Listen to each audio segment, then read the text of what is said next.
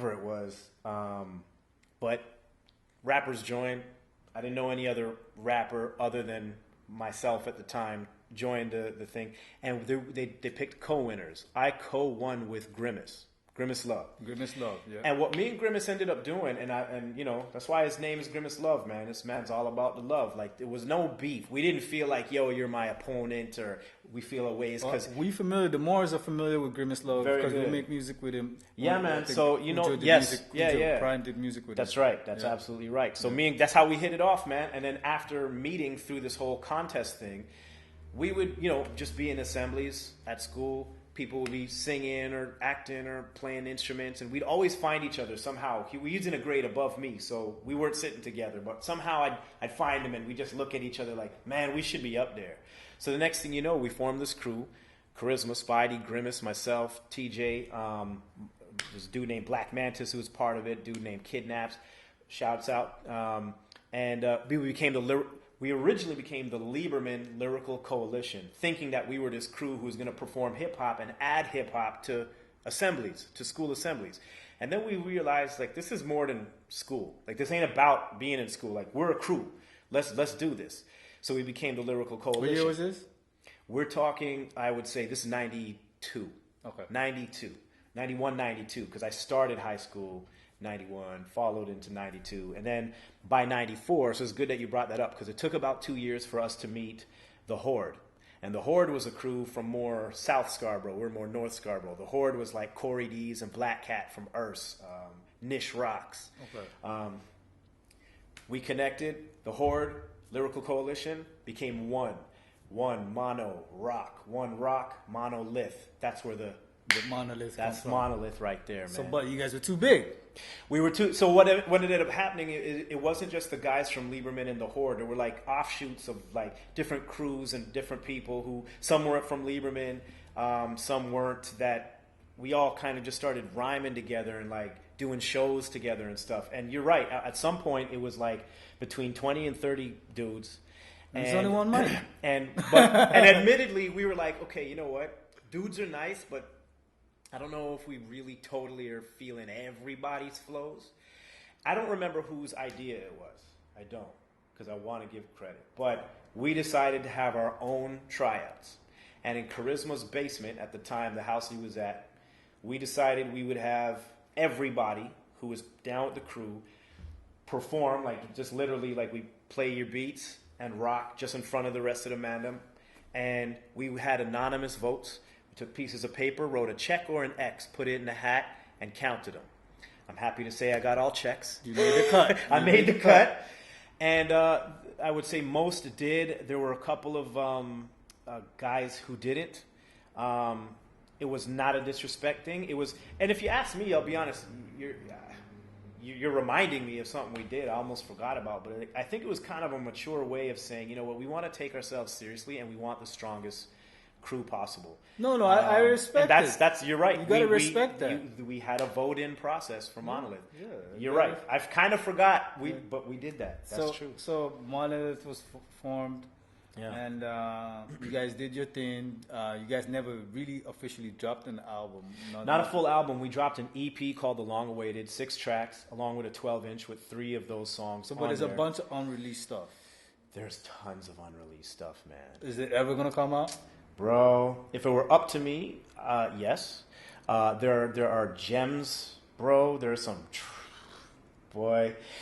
I'm telling you, it's a tough one. Here's something I want to say. On my latest album, there's a song called Family Stays. I know you've heard it. And it's all about the Monolith. And I talk about the Monolith as my family because that's who they are. To this day, these same dudes, all these guys that I mentioned to you, are still my crew.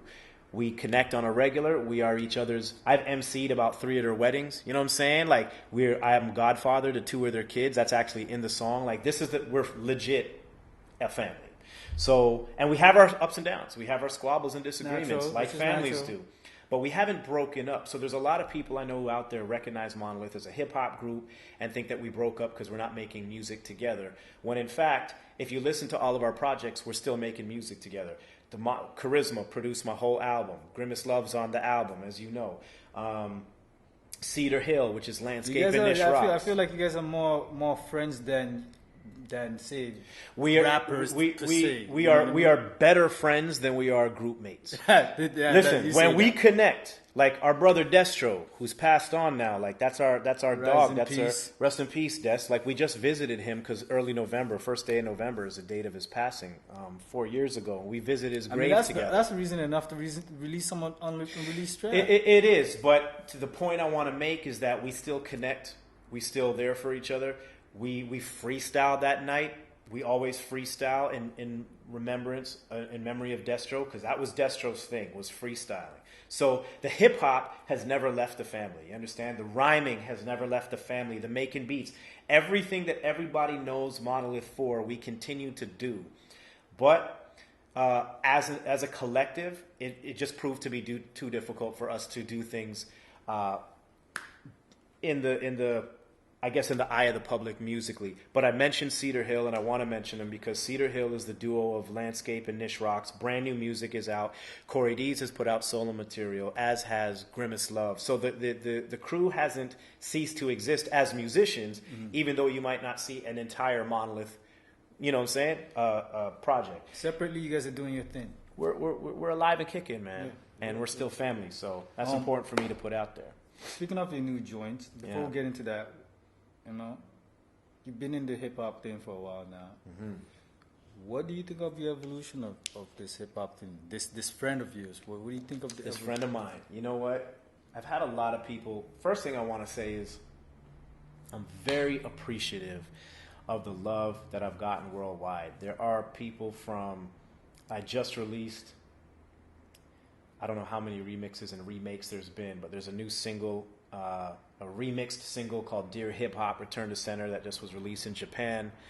A label in France, Surgent Records, released my Dear Hip Hop album on vinyl in 2014. I have a fan in Brazil who tattooed Dear Hip Hop, I love you till I die. Like the worldwide love that I've gotten, I sometimes can't even explain how but I'm so thankful for it. And with that being said, I want to state that first because that love for hip hop that I grew up on, that you grew up on, that you know and love, it's not dead as some people have described it. It sort of belongs in a different place now. You know what I'm saying? It's like the underground. You gotta, you know, it's online. We all know that. But it's in the clubs. It's in the smaller venues. Like there's still MCs. There's still DJs, of course. There's still B-boys and B-girls. So hip hop still exists. So when I get asked about the evolution of hip hop, there's two ways to answer the question because if you're talking about hip hop by way of mainstream music, then we know that things have drastically changed. Of course, our hip hop, our so-called real or boom bap still exists. But in the mainstream, where people listen to music, you turn on the TV or listen to the radio or for that matter, the internet or whatever, whoever's popping, it sounds different. It's grown. It's changed. It's come into something new. And I think hip-hop has reached a place now where it only makes sense for us to create subgenres. Rock did that a long time ago, right? There's heavy metal. There's alternative. There's thrash. There's soft rock. You know, hip-hop has that too, right? We got boom bap. You got G-funk. You got trap. There's so many different... Drill. There's names for it. Stuff. And there should be names for it. And I have no issues with there being these categories because you know what? Some stuff's not going to appeal to you. Some stuff is. Some stuff doesn't appeal to me. Some stuff does. I don't think that necessarily means something is or isn't hip-hop. It just belongs in its own neighborhood. And sometimes I don't go to certain neighborhoods. You know what I mean? So has it evolved? Definitely. It's grown to the point where there are these subgenres, where there is a new generation rapping differently, making beats differently. Technology has changed everything. Like this... Technology's changed everything. We thought we used to hear about people who are studio singers, but now it's just crazy. Like the point I want to make is that I think it's fair for everybody to be free to have their opinion. You know, I think we've gotten to a place in our world where the culture is like, you know, you're a hater if you don't like something or you speak out against something.